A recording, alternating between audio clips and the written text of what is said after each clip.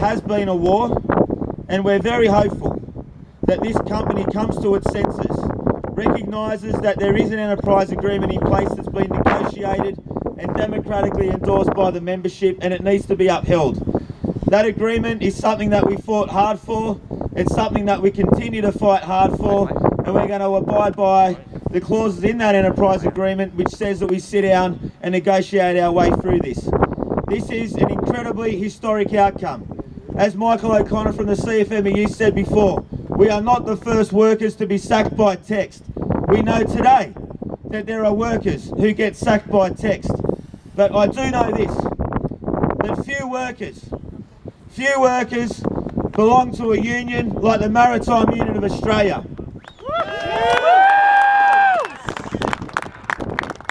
And few workers can lay claim to having a movement that not only extends across Sydney, across Queensland, across Australia, but right throughout the entire world. This has been the world's longest picket line.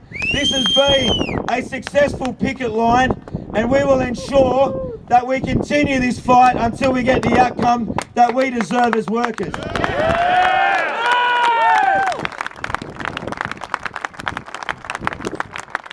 I want to say way too many things. Way too many. I'm getting a hurry up from this bloke. He will speak for 4 days, so I'm going to speak for a few more minutes. I want to give 3 massive cheers to the M.U.A members who work at Hutchison for their amazing efforts over the last week. Hip hip! Hip hip! Hip hip! Now for 3 cheers for those in Brisbane. Hip hip! Hip hip! Hip hip! I'm so proud of every single one of you who have stuck by us this entire week. The guy who has led this struggle right from the very start is our National Secretary. He fights from the front. He inspires us on a daily basis. Paddy Crumble.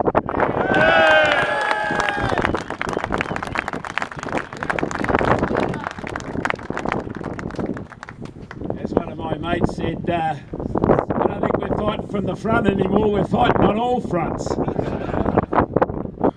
No, it's been pretty hard going, and it's not over. It's a 15 rounder, or it's a 12 rounder now. It's a 12 rounder and we've got to go the distance. These people haven't made a decision to do the right thing. They haven't made a decision in favour of the workforce that they recruited over the last 2 years. They haven't found their inner self, their big heart, and reached out to those working men and women that rely absolutely on them for some dignity and respect in their life.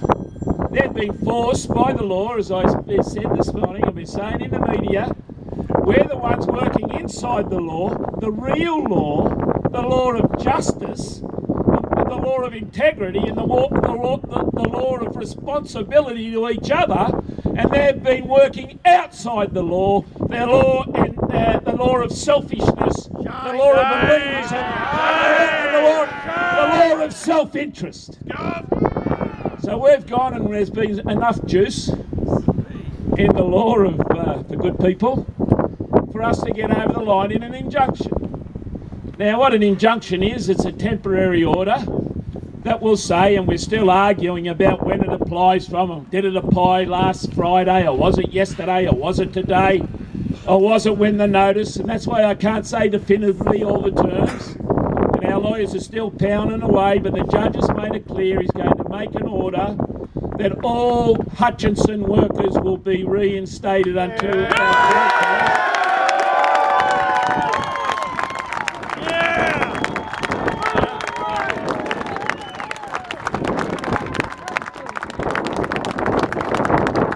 our court case is heard.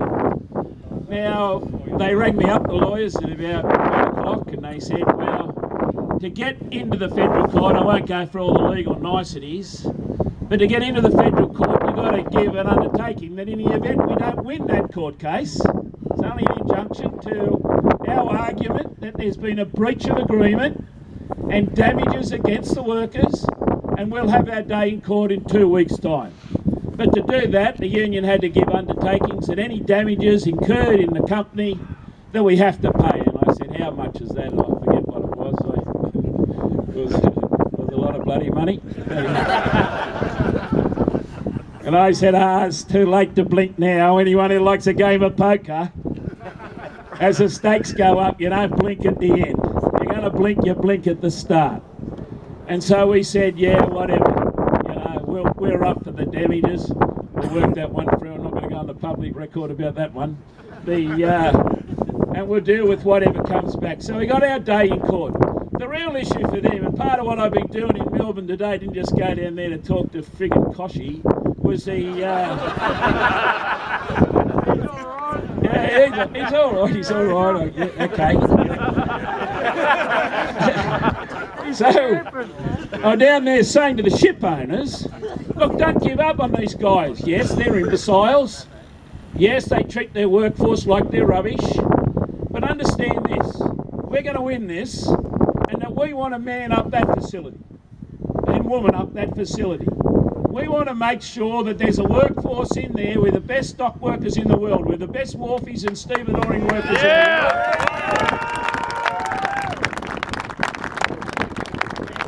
world. And we want to make sure that we've got real jobs in there.